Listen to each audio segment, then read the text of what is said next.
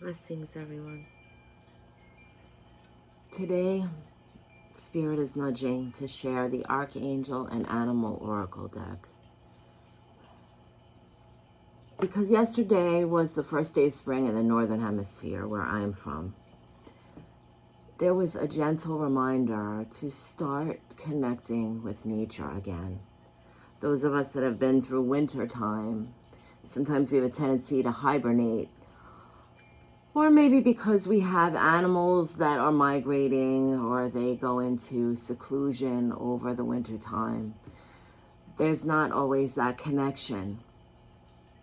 And what Spirit is kind of bringing through is that even through the darker months, the shorter days, the cold, that the things that the animals bring in our awareness and teach us can still resonate throughout the seasons. But it's understood in the spirit realms that sometimes out of sight, out of mind. And that's even sometimes while we have a difficult connecting. The message today, before this reading, they're just reminding me to tell everyone that they understand. It's not as complicated sometimes as our monkey minds think of things. There's no rules on how to connect, whether it's with our totems, our spirit guides, our loved ones. Everyone understands that we are having an earthly experience here. We are a soul expressing source awareness in the joy of love. And with that, we're telling a story. And through this story, we also have certain senses and insights and understandings that the humanness needs to resonate with. So if we need to have our totem in our awareness, they're encouraging us to get a picture or maybe listen to nature sounds. Imagine what it feels like in that energy when we first experience the connection, because our senses stir emotions that help us connect in that space. And so with that, I would like to say thank you to Source for allowing me to be the medium of light. And I ask all the angels and the spirit animals to step forward to help bring a message for the highest good. Thank you, I'm grateful. And always, as I'm moving the energy and connecting, and they're pulling close, I move the energy of the cards 3 times. The first embodies Source. The second is higher self. And that helps us connect to our spirit guides, our spirit animals, and all our loved ones on the other side. A Source permeates all creation. The higher self, it transmutes the energy and helps to integrate that into the soul, which is the third shuffle that I move the energy with. And that helps us navigate the earthly planes and tell the story. That's our storyline here. Then Spirit is explaining that the soul is like a glass of water we grab from the ocean. The ocean is the higher self. It's the expanded consciousness that sparks the source light. And when we come in the body, we are grabbing a cup of our higher self, which is the ocean, and carrying it with us. So there's many facets to the higher self, but the expression of it that we chose is the glass of water, which is the soul. And we could sip from that. And as we do that, we take these little bits and pieces of expanded awareness. We're reconnecting and aligning with our higher self always. It's always a movement of energy. And so just to remember that, a lot of people, sometimes they're always asking, what is the difference between the spirit, higher self, soul? And that's a way that Spirit always reminds me to remember that we're the glass of water from the higher self. The expanded consciousness is the higher self. That is the spirit. And the soul is the storyline. All of the little bits and pieces that we need to navigate here. So the higher self integrates all the information from the expanded consciousness and source into the soul. so we can have our earth density, experience our different senses, experience emotion. And I just kind of move the cards around. Spirit will nudge which one to work with today. They're just saying take one, as always. And they want this one because it moved. Goat. Act from your innate wisdom. Archangel Parlamik and Pan, god of nature. And so we all know that Pan is one of the elemental divas that work with us here. And there's been a lot of Fae energy recently now that spring is here. There's tulips blooming and the clovers are coming out. And so the goat energy, they're bringing my attention right away. There is a small sphere of light here. It's orbs. A lot of people that I've been connecting with on social media, I know Sasha had the experience with the light orbs when we're taking pictures of the sky. And they're saying that's the thrones. Those are the little bits of wisdom from the other side. They come and integrate here. They're the ones that whisper to all the divas and all the elementals to help to bring everything back to life. And that renews us as well when we align with that energy. And also they're bringing my attention to the 3 up here in the clouds.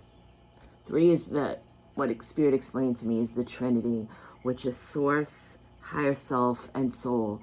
And during this eclipse season, we can integrate that. We have to stay very balanced in those things. Keep that alignment. Make sure that our crown chakra and our solar plexus are very clear and aligned, because from that space, we'll be able to encompass and hold the energy through the eclipse, which is going to be chaos all over the place. Lots of things are going to be happening in nature. The elementals are bringing that through.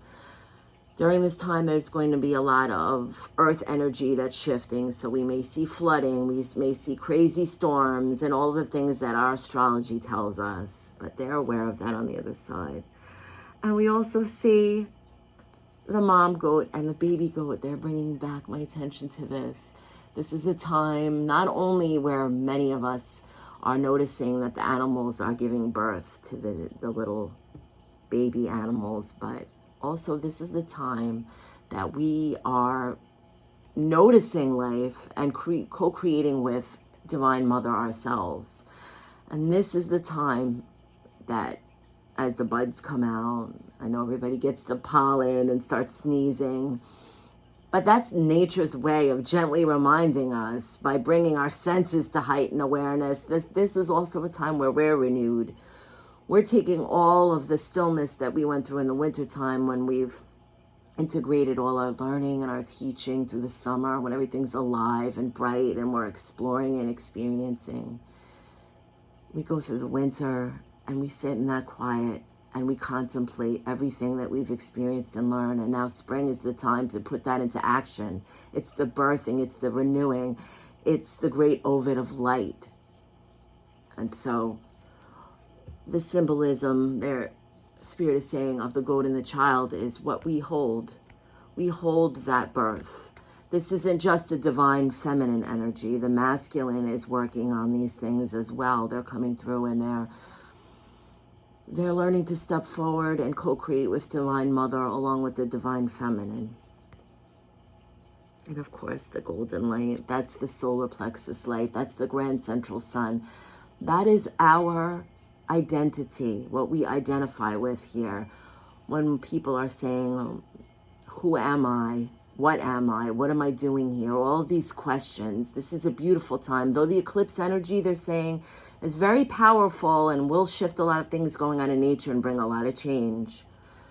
It's also a time where we can ask ourselves these things as we're going through this. This is the opportunity. As the change is coming, they're showing me, as the transformations are coming, things are getting uprooted and uplifted.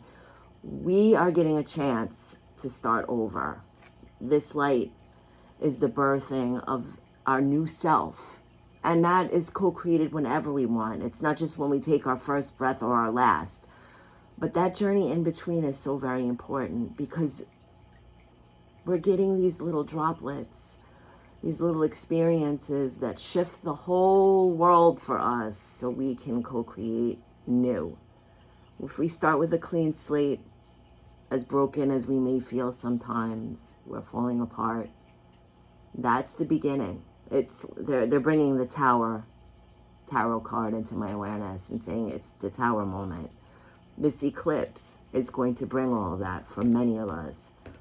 And if we can use that in a positive way, if we can breathe into that, find who we are, remember who we are, connect right in that space, that's where the miracles are going to happen.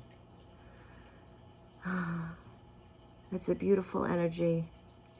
And the last part that they're bringing my attention to is there's a little spark of light, if you could see, right on the middle of the goat's forehead.